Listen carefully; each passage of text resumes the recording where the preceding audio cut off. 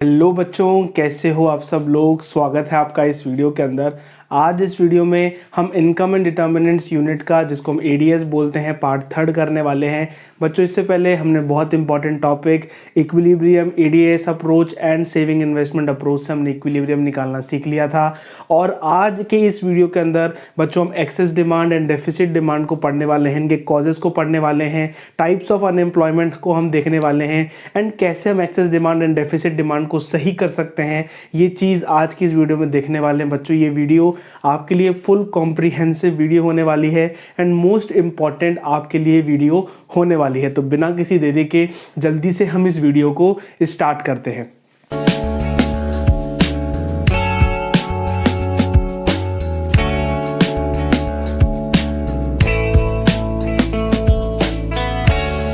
तो बच्चों, सबसे पहले हमको समझने की ज़रूरत है कि जब एडी ज़्यादा होता है एएस से तो उसको हम बोलते हैं एक्सेस डिमांड।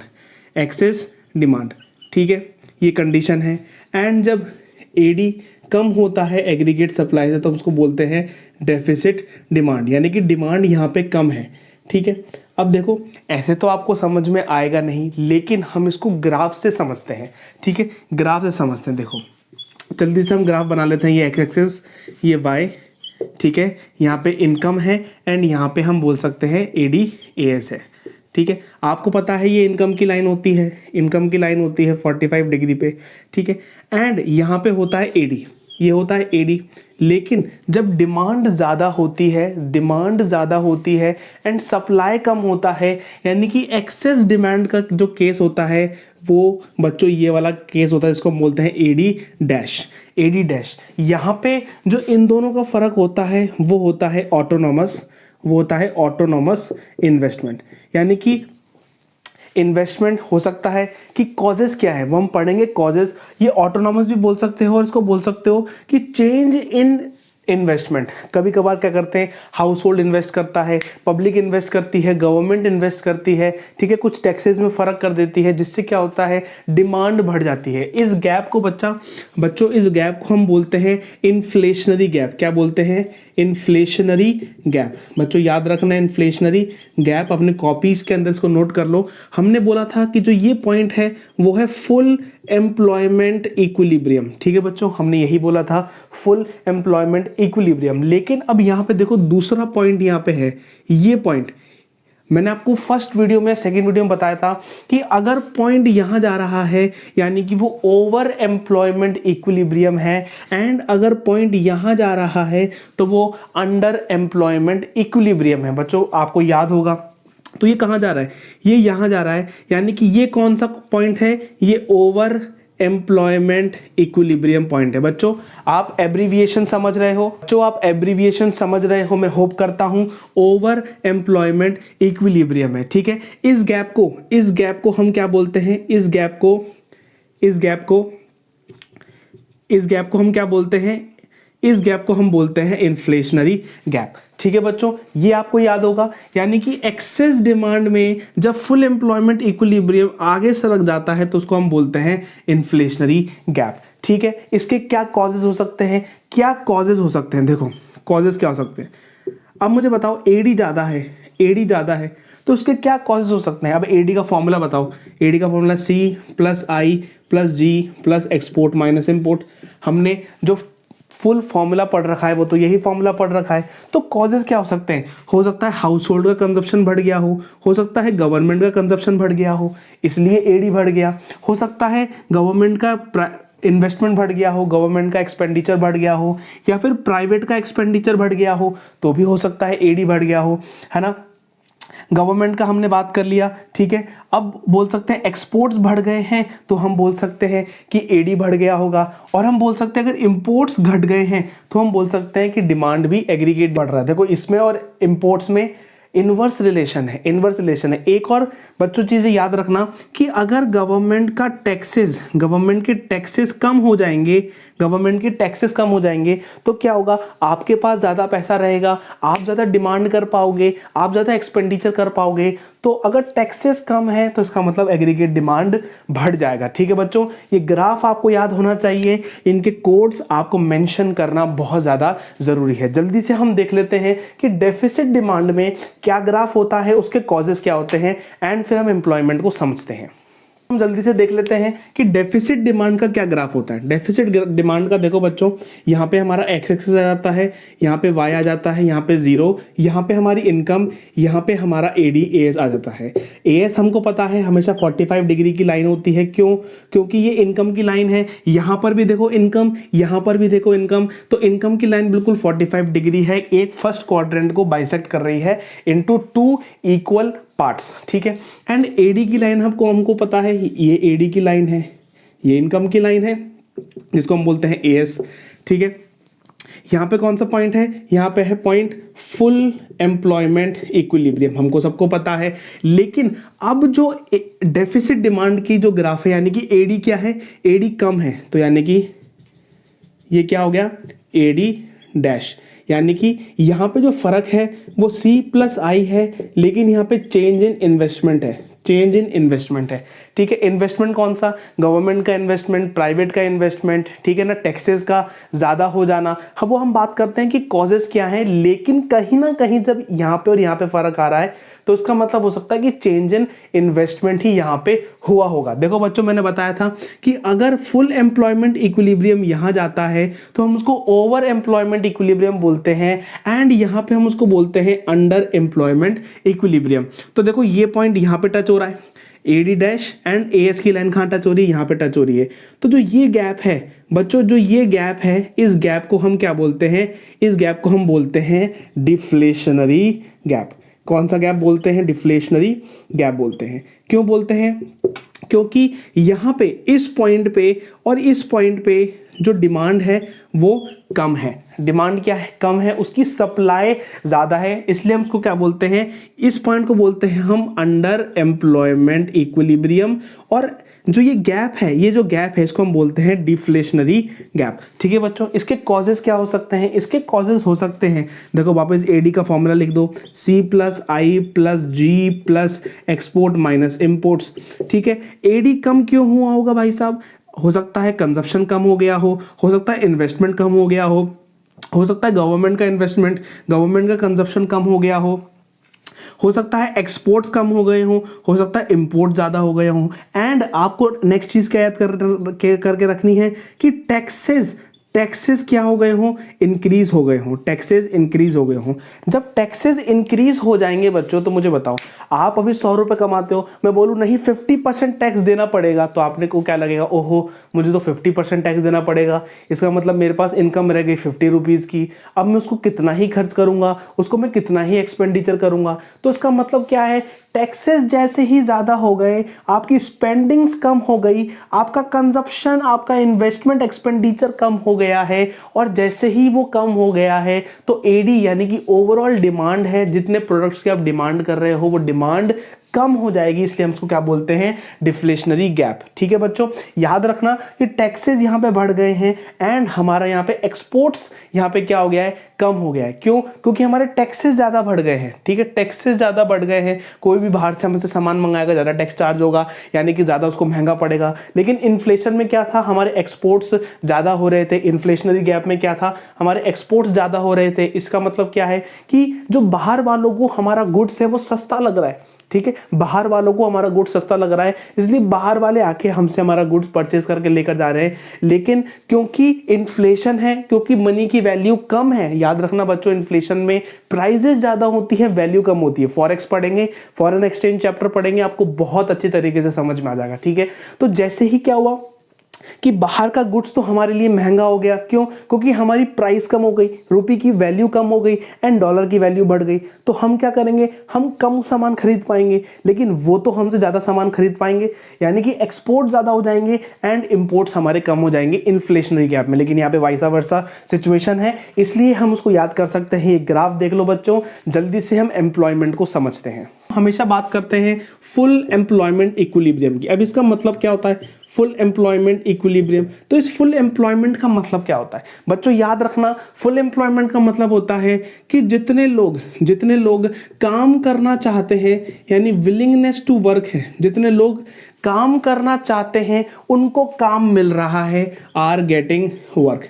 यानी जितने लोग काम करना चाहते हैं उनको काम मिल रहा है एट एग्जिस्टिंग वेज रेट, यानी कि जो बाजार में वेज चल रहा है, रेट चल रहा है, मान लो 1,000 रुपये दिन का या 1,500 रुपये दिन का या फिर 15-20 हज़ार 30 हज़ार रुपये पर मंथ का जो रेट चल रहा है, उस पे जो बंदे काम करना चाहते हैं उनको काम मिल रहा है एट एग्जिस्टिंग वेज रेट, उसको हम बोलते हैं फुल एम्प्लॉयमेंट।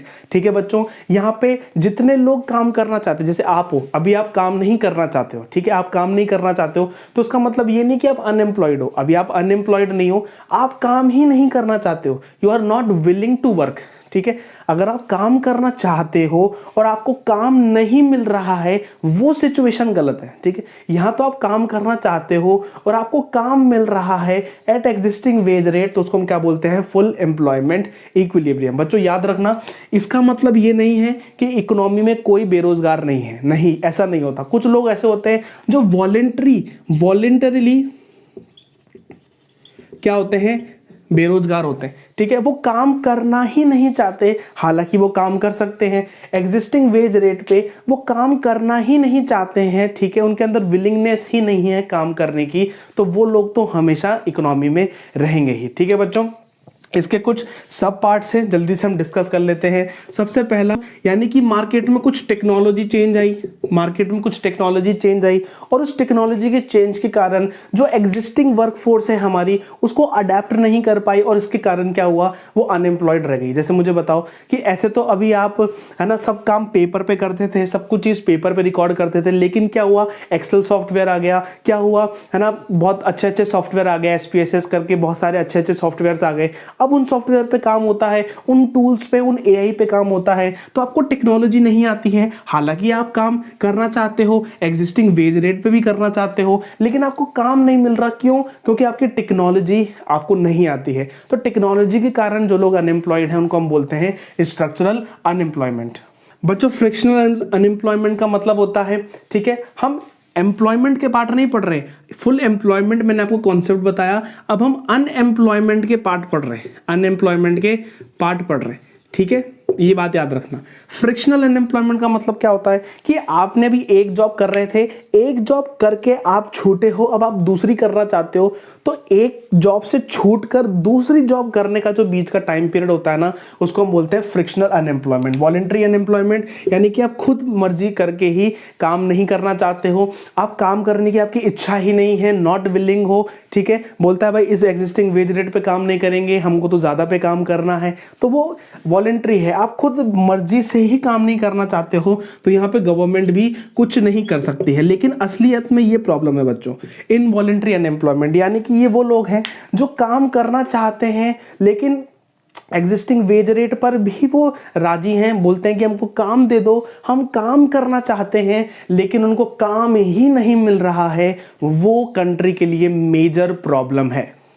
अब बच्चों जल्दी से हम देख लेते हैं कि excess demand and deficit demand को सही करने के लिए हमको क्या मेजर लेने होते हैं। बिल्कुल मेजर जो आपने मनी एंड बैंकिंग में पढ़े थे बिल्कुल सेम है, जल्दी से हम उसको रिवाइज करते हैं एंड हम आगे बढ़ते हैं। क्या है एक्सेस डिमांड को हम इन्फ्लेशनरी गैप बोलते हैं, ओवर एम्प्लॉयमेंट इक्विलिब्रियम बोलते हैं। यहाँ पे हम डेफिसिट डिमांड को डिफ्लेशनरी गैप बोलते हैं, यानी इसको हम बोल सकते हैं इन्फ्लेशन की सिचुएशन, यहाँ पे बोल सकते हैं डिफ्लेशन की सिचुएशन। सेम बात आ जाती है जो हमने मनी बैंकिंग में पढ़ा था, जस्ट हमको उसको रिवाइज करना है। बच्चों मैं वापस बोलता हूं, मैं हर चीज बोर्ड पर नहीं लिख सकता हूं, मेरे पास स्पेस लिमिटेड है, ठीक है, लेकिन जो मैं बोल रहा हूं आपको बहुत ध्यान से उसको सुनना है। अगर आप सिर्फ सुन रहे हो वो जो मैं बोल रहा हूं, आपको 100% ये चैप्टर याद हो जाएगा। इसी क्लास में मैं आपको याद करवा के भेजूंगा इस चैप्टर को, ठीक है बच्चों।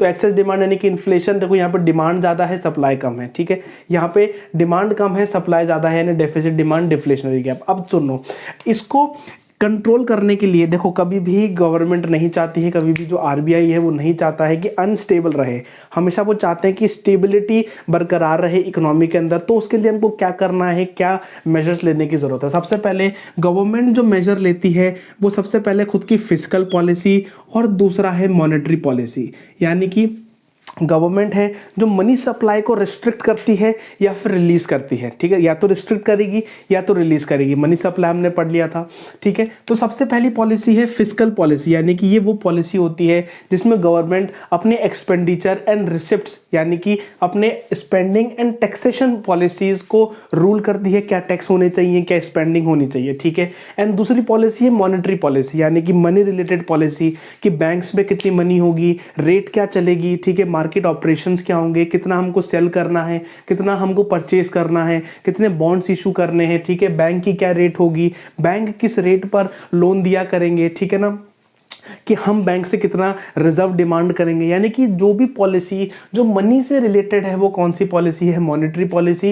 एंड वो हर एक पॉलिसी जो गवर्नमेंट के एक्सपेंडिचर एंड गवर्नमेंट के रेवेन्यू से रिलेटेड है वो है फिस्कल पॉलिसी, ठीक है बच्चों। जल्दी से हम पॉइंट बाय पॉइंट पढ़ने वाले हैं। अब बस 5 मिनट मुझे ध्यान धर के सुन लो बच्चों, आपको फुल पूरा ये चीज़ क्लियर हो जाएगी बच्चों। देखो क्या होता है, गवर्नमेंट स्पेंडिंग के अंदर क्या करेगी, जब फर्स्ट सिचुएशन, मैं इसको बोलता हूँ फर्स्ट सिचुएशन, इसको बोलता हूँ सेकंड सिचुएशन, ठीक है।